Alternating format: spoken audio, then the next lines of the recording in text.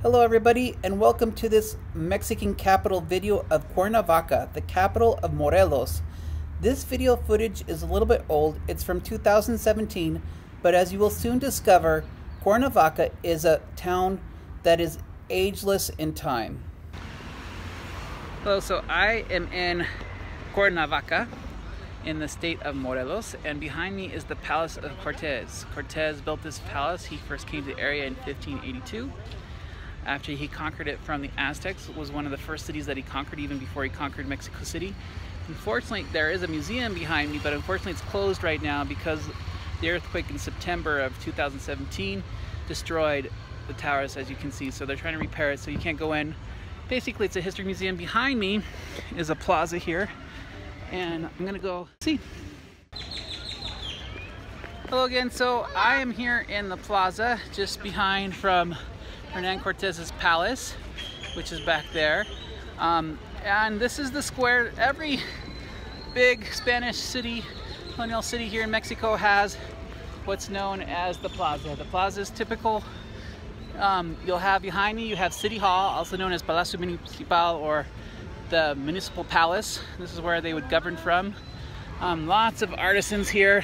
Let me move over. Hello, we are outside the Cathedral of Cuernavaca, which is the first and oldest church here in Mexico. Unfortunately, there's been a lot of damage here because of earthquakes. You can see lots of scaffolding. Behind me is the first outside cathedral. But it looks like a lot of it was damaged. They're having to reconstruct it. Same with the chapel and the cathedral itself, which is behind me. You can't really go inside. We're walking on what used to be the old cemetery, so there's some old grave sites, but for the most part they're all gone now. But it's still interesting to look. I'll leave you with a view of the tower here. Again, we are at the Cuernavaca Cathedral.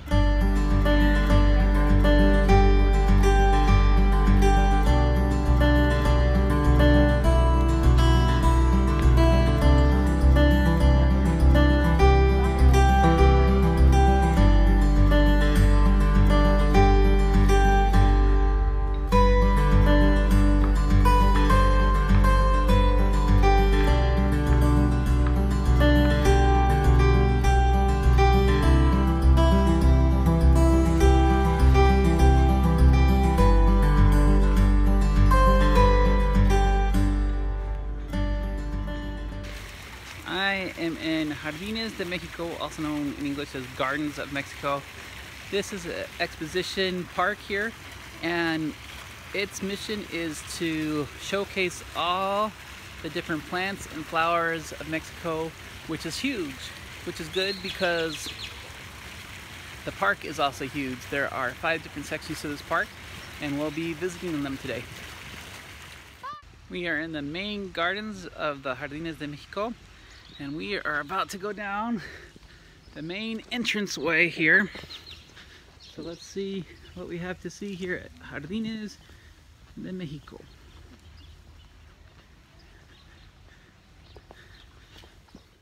This garden is so big that they have this little tram, and it will take you around to the different areas of the park because it takes a long time to walk. We are now going into the Japanese garden section. The advertisement for this is, it's a Japanese garden with a touch of Mexican.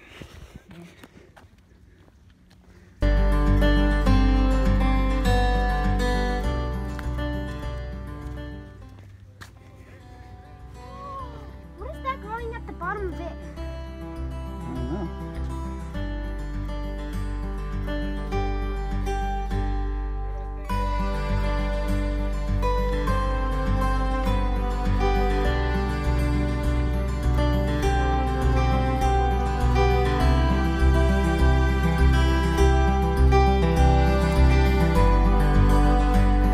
Visited the Japanese section, we went to the Italian section.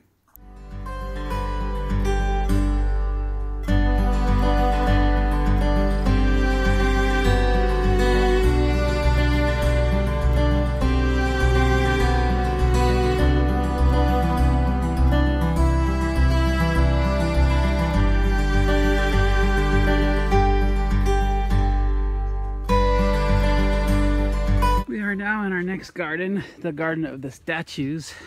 According to the lady that we just got off the little tram with, she says that we should always go towards the right, and because if we don't, we'll get lost in here forever. So apparently inside we'll find some statues, she said, that we can interact with.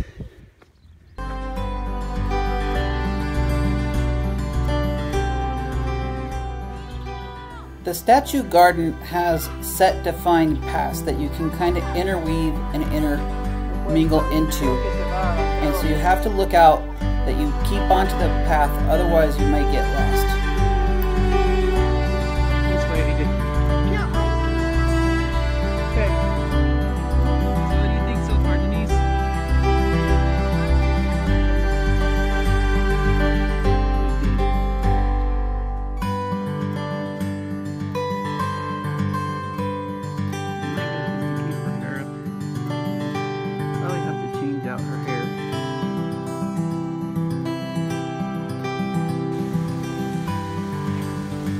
Stop number 4, and this is where we will go see the orchids. They said there are between 2,000 and 3,000 orchids being housed here currently. And so we're going through their tropical forest area. This area represents all the tropical forests of Mexico, and then we'll go on from there and see what we can see.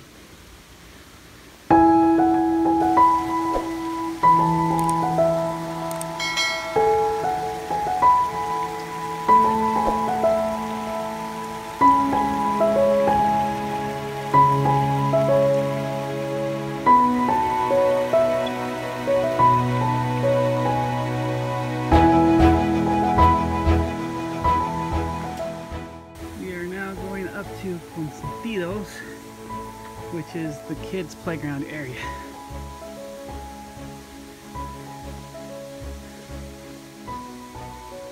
Inside of the children's park, they have this cool interactive play area where you can learn what it's like to be a cell in your body.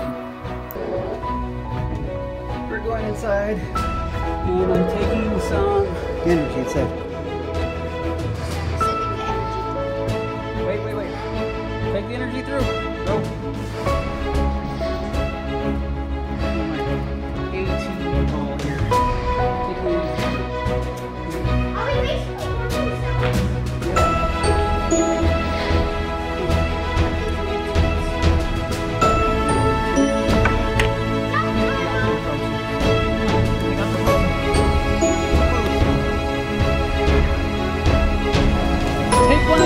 Take one of these balls and try to put them into the holes. See how they're going into the holes? Take them and see how he's trying to throw them up into the windows? That's what you're trying to do. After we successfully activated a body cell, we went out to the butterfly garden to see how butterflies are born.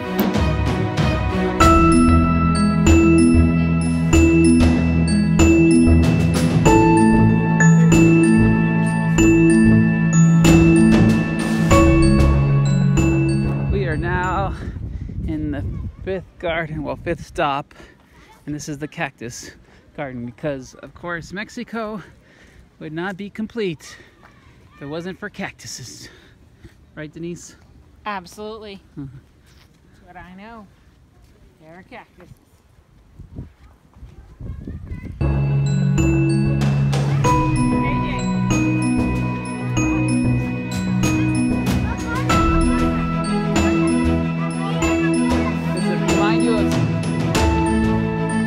Arizona, AJ?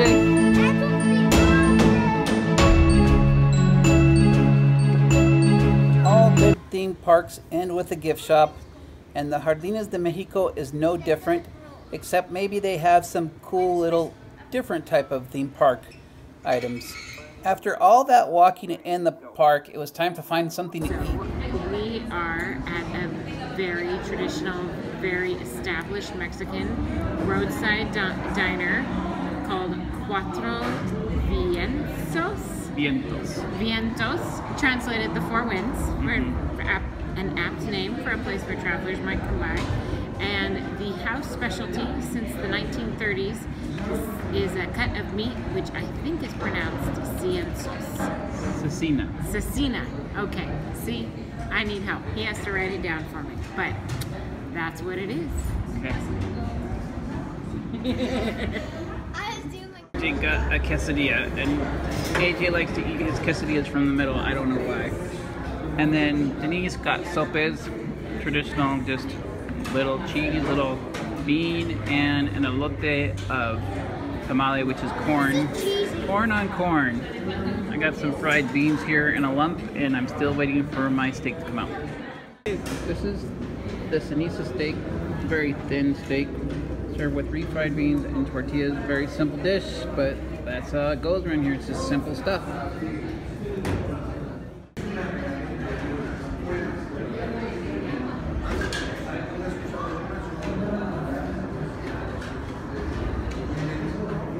After our meal, we went to downtown Cuernavaca to see the Brady House. Okay, Robert Brady was an American born in Iowa in 1928. A very accomplished artist, studied in Italy and in other places. And in his mid-30s, he came here, visited Cuernavaca, and fell in love with this house. That was 1962.